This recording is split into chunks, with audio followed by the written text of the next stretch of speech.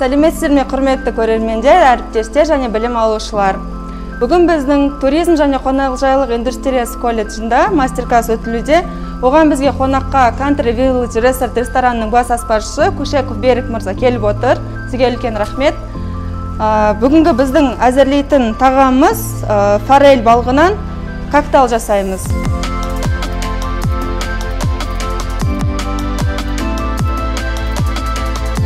Ассаламағалейкум. Бүгінгі келіп дайындайын деп отырғаным осы колледждің атынан коктейль балығы. Қазір балықты тұздайық деп отырық. Мәліметті. Арамызға бұрыш себеміз, тұз септі бұрыш.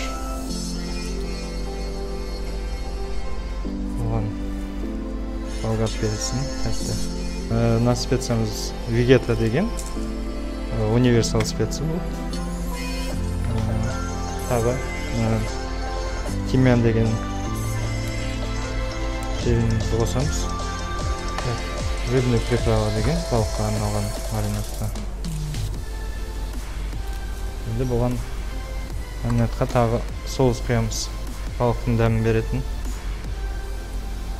Балықты жақсылап қолмен тұзымыздың бәрін дәмін келтіріп араластырамыз. Оған енді пияз құраймыз.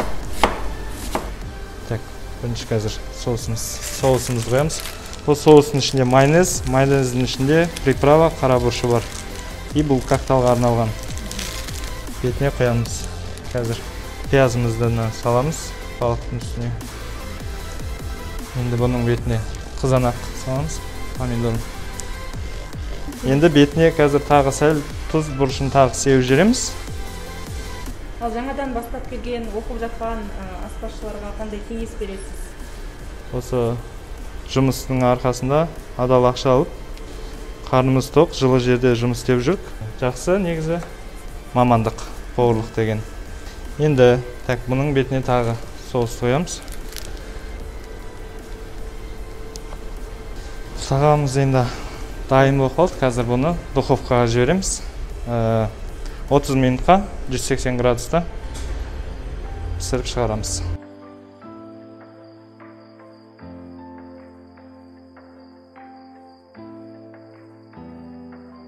Жаңағы біздің форель балығымызға гарнир, сәбіз, кіші сәбіздер, беби деген, цветной капустамыз, брюссельский капуста и фасоль стручковый.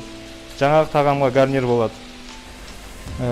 Сәбізімізді, цветной капустамызды суға саламыз. Одан кейін брюссельский капуста, фасоліміз стручковый. 5 минут қайнайды, 5 минуттан кейін салқын суға саламыз. Балығымызды духовкадан шығарамыз. Духовкадан шығарып, оның бетіне қазір сыр себіледі. Балығымыздың үстіне лимон соғын құямыз. Одан кейінгісі сыр, бетіне сыр себіледі. Бетіне сыр себеміз.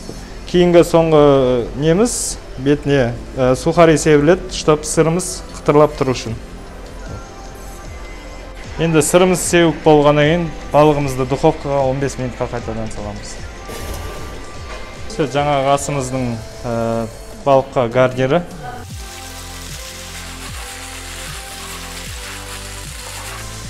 Болды, енді осымен қазір гарниріміз дайын. Балығымызды духовкадан шығарамыз. И уже балықты оформлять етеміз, декорация жасап, асымыз 5 минутта дайын болады. Ал біздің балығымыз дайын болды, қазір оформление жасаймыз.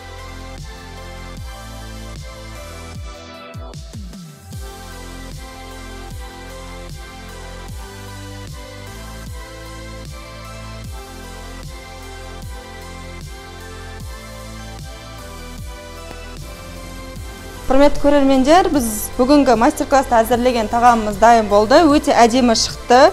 Және де арғы жағынан сіздер де көріп тұрған шығарсыздар. Берік мырзаға үлкен рахмет.